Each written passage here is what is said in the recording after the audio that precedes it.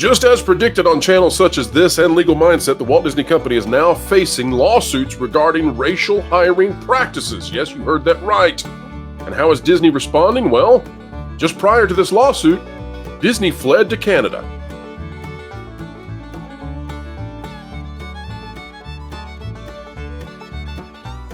Hello, folks. Welcome back to another beautiful day. Happy Friday. You're almost to the weekend, and we're so happy for you. Of course, this is the channel that explains entertainment, keeps you ahead of the culture curve. Helping us do so today, Jonas J. Campbell, investigative reporter for That Park Place, back again. Jonas, how are you? I'm doing fantastic. I'm really looking forward to hearing about this story about Ewoks. Yes, those darn Ewoks. So, too, Jonas, I want to say a presumptive congratulations, I suppose. We've got a big story coming out next week. You've been a part of helping facilitate an individual who is bringing that to us, and so I'm looking forward to that very much. Oh yeah, I'm excited to work with the fella, and two, I think it's something that speaks to a problem I think we've all been aware of, but haven't been able to pin down the sinister reason that conversations online tend to go the way they do. Needless to say, folks, I think this will shake the industry next week when we bring this out. I think certain major companies are going to have to readjust how they do some things. But before we get into that, we've got another company that may have to readjust, and that is Disney. This out of thatparkplace.com by LW Ghost. Filing with EEOC accuses Disney of engaging in illegal racial and sexual hiring and promotion bias. This is a big deal. We'll tell you why in just a minute. The Walt Disney Company has been hit with a serious complaint filed with the U.S. Equal Employment Opportunities Commission regarding diversity, equity, and inclusion implementation and bias in their hiring, promotions, and other employment practices. The complaint, filed by the American First Legal Foundation, presents both public and internal documents to evidence Disney's open defiance of federal law and seeks action from the government. Now, it's got down here the evidence that Elon Musk had put on Twitter. We've seen this before. I think this came out of the Reimagine Tomorrow stuff. But Elon Musk, of course, with that giant megaphone. The other interesting part about this, Jonas, is who is filing this. So if we go back to who is putting this out there, it is coming out of America First Legal Foundation. My understanding is that is being led by Stephen Miller, who is an advisor to former President Donald Trump. Again, folks, we're not here to do politics. But in the case of Disney right now, the speed at which this moves forward really matters. So if the EEOC were to dismiss this rapidly, then good for Disney. But if this sits for any length of time, and if there is a transfer of power back to the other political party, and so Biden is no longer reelected, or whoever might be the Democrat nominee eventually is no longer in power, then Disney is facing a complaint to I guess an administration that would not be keen to help Disney. Jonas, what are your thoughts on this lawsuit? And was it just inevitable given what Disney's been doing? Well, there are, of course, two pieces of context from recent memory that enter into this. The first is the fact that, the election is going to be, it's going to be a nightmare. Just from a like talking to people standpoint over the next year. There's a lot of strong thoughts about Joe Biden. There's a lot of strong thoughts about Donald Trump if they end up being the political candidates. A lot of strong thoughts about Disney too, Jonas. Well, yes, and this video just came out of Bob Iger basically admitting that they need to be political, and people that supported one of those political candidates are hateful, intolerant, and all of those things. He did not differentiate between people that participated in a January event and the rest of the people who might have a problem in general but didn't go to Washington that day. So if we look at some of these statements that are here, some of the official Disney answers are challenging and preconceived assumptions about what indicators are effective at predicting whether someone will or will not succeed at a particular role, i.e. or e.g. assuming that someone who has a positive reference from a mutual connection will be successful on your show, and reconsider what qualities and experiences render someone qualified for a role, e.g. assuming that someone who has worked with you on your prior shows is the most qualified. These are essentially ways to remove that. One of the best ways of determining if somebody will be an excellent hire, right? If you have pre-existing work experience with them, and they were great. Yeah, let's so that, of let's course, translate that into English. Please. Because it's too early, and I haven't go back up here for a second. I was trying to bank it even to a doubly challenge. Go ahead, James. Assuming that someone has a positive reference from each, if someone refers someone based on their work history, that is not necessarily an indication of whether or not you should hire them. Or if they've worked on your prior shows, it doesn't mean they're most qualified. What do you had a great experience, and they showed up 30 minutes early every single day. Don't even use that as an indicator. Only use the tone of their skin and where they're from. That's what you need to go with if you're Disney. And that's worked out great for them lately, hasn't it? Ignore positive experience and focus on diversity. Now, I get the circumstances under which that might be altruistic. I doubt it personally from the way that Disney has behaved over the last few years. But that is taking away. It is so hard to hire people. It is the most difficult part of doing business, is trusting other people to maintain quality standards. So you can train and you can train and you can train, but the moment at which you hire someone, a major decision, maybe 80 to 90% of whatever is going to happen just took place when you hired that individual. Exactly. You can't shift really. A resentful narcissist is going to ruin your company. And Disney has brought in so many of those. Whereas if you hire somebody who is what would you say, believes in meritocracy and wants to do the very best they can, you're going to do swimmingly well. So, Jonas, let's go now. I want to show the folks out there that this actually has real impact. This is an article out of Variety. It's back from 2023. This has been in the news actually lately, but this article was, I think, the best. And so we went back a little bit to pull this forth. This is by Christopher Vorlias, I'm going to say. I don't know. Why Disney Plus sci-fi anthology series Kisasimoto Generation Fire is a watershed moment for African animation. Now, I want to preface this by saying that we're totally 1,000% in favor of the economies of Africa improving. And we're totally 1,000% in favor of reaching out to these kinds of areas and finding talent that would otherwise be hidden. I love that idea. What I don't love is that apparently this is now being promoted as Disney hiring racially at the same time that we're hearing that Disney has emptied out their legacy animators. So I want to read just a couple paragraphs, and Jonas, give me your latest understanding of this. The release of Kisasimoto Generation Fire, a Pan-African Disney Plus original animated series that will drop globally on the streaming platform on July 5th, could be a game changer for an African animation industry that continues to scale new heights. Executive produced by Oscar winner Peter Ramsey, Anthony Silverstone of South African animation house Triggerfish, and Tendai Niki, the 10-part anthology series offers a dizzying blend of mythology, science fiction, and Afrofuturism, presenting 10 bold, wholly original visions of the future from a distinctly African perspective. Again, offloading Disney animation to another place. We're about to get to the Canada situation, but this precedes it. Jonas, what's your knowledge of this? Well, first of all, Kisasimoto Generation Fire, it didn't make a blip on the Nielsen's. I saw it when it came out, as in I saw that it was on the service when it came out. That's a really cool title, I'll say that. And I'm all for animators existing outside of Disney, personally, but Disney seems to be looking for anything they can do. This one looked like it might have actually been a little bit higher on the animation quality. There are some other productions that I will probably be referenced here that I see.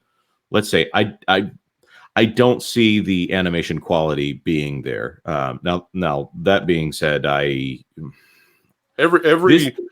studio has to have a start. Right. It just happens to be that these animators are probably less expensive and also are outside of the Burbank unions. And I would also say, Jonas, that it's not just the workers at Disney. Disney seems to be utterly dedicated to completely switching races within characters. This out of that Park Place. Back there again, Aunt Ursula, now a woman who appears to be of African descent somehow. All the characters swapped over. I have not seen in any of the promotion a single character who looks as if they're of a European descent or Caucasian or light skin, however you want to specify that. I don't know what you call that with mermaids, but there's an intent behind this, it seems to me, and it's very strange. I don't understand the obsession with switching the races of these characters. Now, all of that said, Disney, in the face of this lawsuit, they're not going to face anything for switching characters, but when they've emptied out their animation such that they can no longer make anything, I mean, think about Wish for a moment. That might give us an idea of why they are escaping to Canada for Moana. And so they took this and moved this to Vancouver just prior to this lawsuit. Not sure that there's a connection there, but FilmThreat had this one, and it's a fantastic one. We've talked about this before. This from February 8th. And this says, as a result of the series of D-Files, editor-in-chief Alan Ng made an ominous prediction that the entire animation industry is headed into directions, overseas and AI. The overseas component of that prophecy has just been fulfilled as Walt Disney Animation has opened a new studio in Vancouver, and their first significant feature animated film is Moana 2. The Vancouver studio has operated for over a year and a half. It's never made a movie before, but it's going to get Moana 2, which is really something.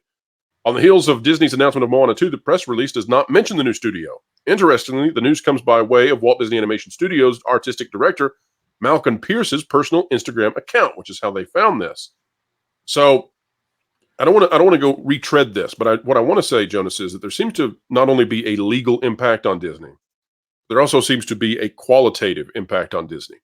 So by emptying out and deciding that they were going to hire, and all of this, folks, we're a little bit in the speculation territory. I just want to say that. But by hiring individuals based on race, based on immutable differences, and not necessarily with meritocracy at the top of their list, not with qualifications at the top of their list, Disney has rendered their studios such that they now have to send Moana 2 to an out-of-country studio that's never made a movie before. That really speaks to just what this has done to the company, and now they're also in legal hot water for it. So this is a 1-2 punch. Do you agree? Do you disagree? I agree with you, and this is two things. One, Disney is following a industry trend right now. I think Sony Pictures Animation, they don't do anything in-house anymore. They hire everything out, from what I understand. DreamWorks hiring more out of house than they have in the past. I think there are there's some trends towards depopulating their in-house people. Of course, Illumination, a lot of those films are animated in France.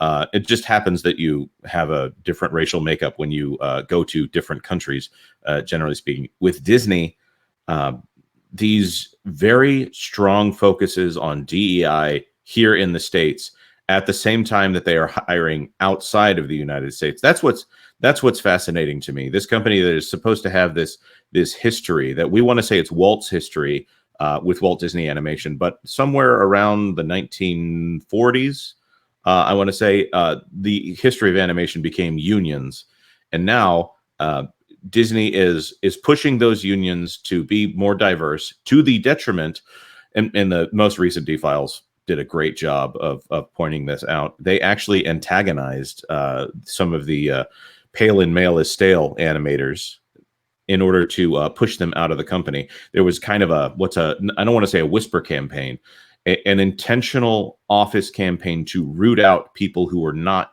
rooting for diversity, which basically meant that there were people listening to every conversation. And if you were a white person or a person who didn't toe the line, you were put through re-education programs within the company in order to understand that diversity is the way to go. So as far as the complaint their goes, version of diversity, Jonas, I would make a distinction, because the diversity that I believed in 20 years ago and you believed in 20 years ago, the diversity that you might have heard if you listened to Martin Luther King Jr.'s speeches, that doesn't seem to be the diversity that Disney is talking about today. So when we say that if you're not on the diversity train, they were targeting you, we're talking about this new neo-diversity concept. Right. Diversity of skin color, but not diversity of ideological thought. Because right, and including that is the diversity color, that matters. Bedroom preferences and a wide diaspora of different behavioral patterns, which can bring you into a minority group.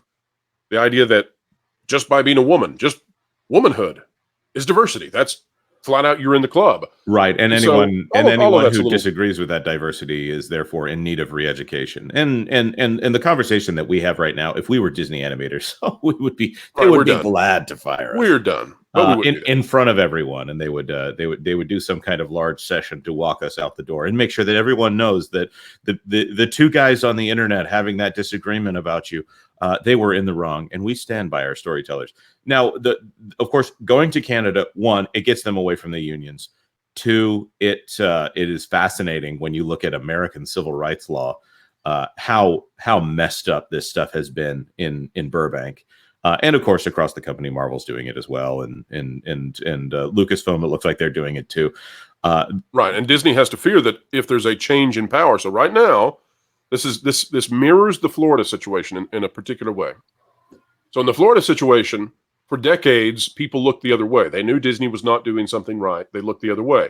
Eventually, Disney did something that was watershed enough that people decided, okay, now we're going to look into this. And when they looked into it, it turned out that Disney was really, really violating some stuff. And Disney's been on the hook. Disney tried to fight back, and their case was thrown out of court. Now, all of the cases, except for one appeals, is facing towards Disney, and it's really, really bad stuff. We don't need to bring that back up again. Right. Well, the thing that I will say here, and forgive me, I'm interrupting you as you are often accused of interrupting me. I don't know what this feels like. Go ahead, Jonas. That's not true. That's not true. Disney being the largest pure entertainment play on the planet right now, they also like to pretend like they're the little guy when they go into these segments. Here, they are either the most iconic company on the planet when they want to say, oh, this is why we need to be a quote unquote force for change. But they want to go, oh, shucks, we're just little old Disney when they get caught doing these kind of things. This is illegal in the United States as it's described in the lawsuit. Right. And so where I was going, Jonas, is that it might be legal in Canada. I don't know. It's not as free up there in America's hat. But where I was going with that is that in Florida, the state kind of swapped political affiliation. So Florida was a purple state for a long time, and now it's solidly red.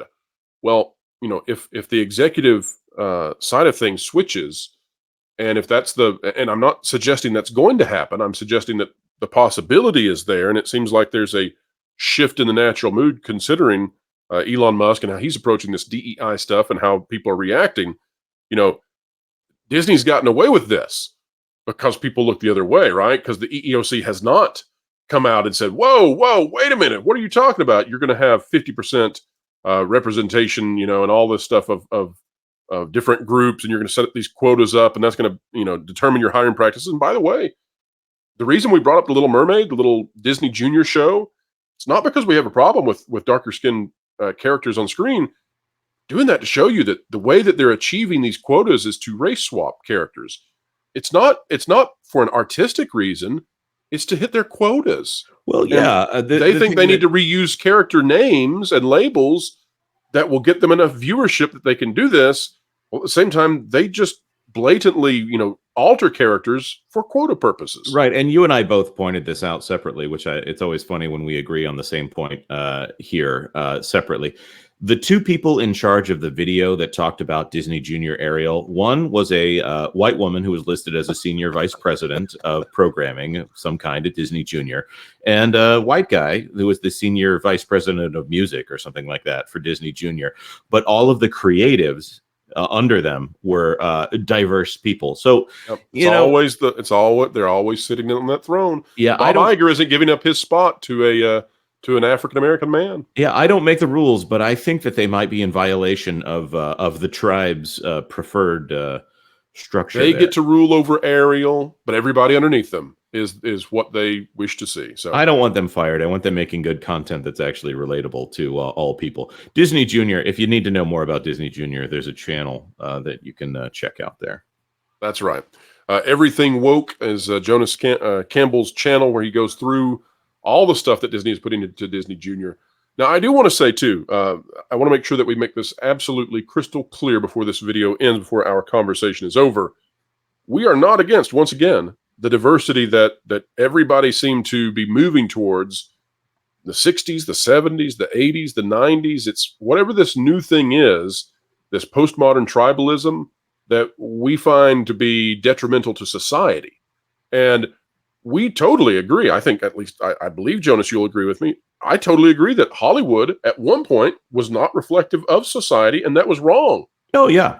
The counter change that has happened, because I don't think Hollywood is I don't think they have morality to moor them. I don't think they have actual ethical principles that help them be guided through life. As a result, the shift to try to fix it is this tremendous overreach of corruption where, again, the white oligarchs sit at the top of the corporations and everybody else underneath them gets shifted around, and it's to meet these quotas, and it strips out the humanity of individuals, and it stops looking at actual work experience. And that's an inorganic way of inserting this, whatever this version of diversity is, into it. And this version of diversity seems to be highly political and connected directly to power plays with partisanship. Right. That is dangerous. I'm going to say something that's controversial and pro. You didn't clear me to say this. I'm saying this. This is all my opinion here. In the absence of God, people come up with their own moral systems. And in this case, it looks like they're looking for government and some kind of moral thing to throw up there. And I would, of course, compare it in this case to what is thrown up by many a toddler. People struggle for some form of morality when they get rid of God, and they've made their God the government. And if they want to make the government their moral standard, they're going to have a bad time. No, I'm going to say the government here. If they try to legislate morality and try to legislate thought and internal character, it never works. It never works. This is why there needs to be, short of what happened in Exodus there needs to be no system in which you try to moralize through law people's feelings about each other. Doesn't work. It only creates hatred. I think at the very least, when you no longer see every single individual as infinitely valuable and of divine worth, I think that has a tremendous impact on the way that you will treat others. And that's how we get into these situations where we segment out the population into different groups, and then those groups are put onto different levels in the hierarchy, and then you can treat people within those groups differently. Right. That once upon a time was evil. I still think it is, but now that it's been inverted, it's okay, allegedly, according to the Hollywood types. I don't think that's going to last. I don't know if it will have legal implications, but already it has had qualitative implications in that Disney is having to outsource their stuff overseas, across borders, and now we'll see what happens with the EEOC. Jonas, thank you so much for being here today. I think you have a big celebration coming up. Tell the folks about it. Yes, sir. At 10 p.m. today over on the That Park Place channel, we are hitting 10K. Well, we've hit 10K subscribers. We're going to be turning on memberships, and we'll be talking about probably this as well as some other subjects. The Disney news just keeps on coming. We would like to cover more of Universal and the interesting things they're doing over there, but Disney and Bob Iger keep soaking up all the oxygen in the room, guys. But that being said, it's going to be a good time. I'm going to be sending out some links to some of maybe your favorite creators and seeing if they might drop by for a little bit. Pro, by the way, I'll pay you $5 if you'll appear. Well, I look forward to those $5. Starbucks for Pro. Also, folks, coming up on Monday, we are going to, well, at least we think Monday. It could be Tuesday, but probably Monday. We're going to bring this big piece of news to you exclusively.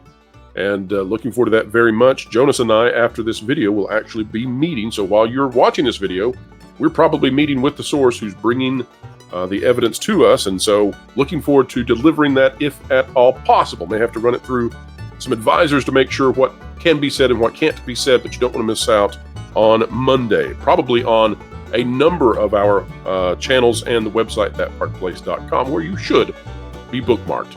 Folks, thank you for helping us reach 60,000 subscribers. What a fantastic party it was last night for those of you who joined us. And on the way out, consider clicking the like button, share, subscribe, click it, stick it to the algorithms, hit the notification bell, drop a comment down below, let us know your thoughts. And folks, it's Friday, so don't be sad. Even though we're done, you can repeat this video over again. Put it on loop. We kid. But as we leave, wherever you are and whatever you're doing, keep learning, keep growing, and keep having fun. No, hey Florel, what you doing? Thinking about Rome? No, I wasn't. But thanks. Now I lost the game. Dang it. Now I lost the game. No. Well, now you're a double loser. Hey guys, Game. you know what would help you in your grief? forgetting those things and filling your mind with articles from thatparkplace.com and using that website as a launching pad to get you lost in thought with all of the team from there. Yeah, that's actually a good idea. Yeah. Oh, well, Flora, would you look down here? I hate you.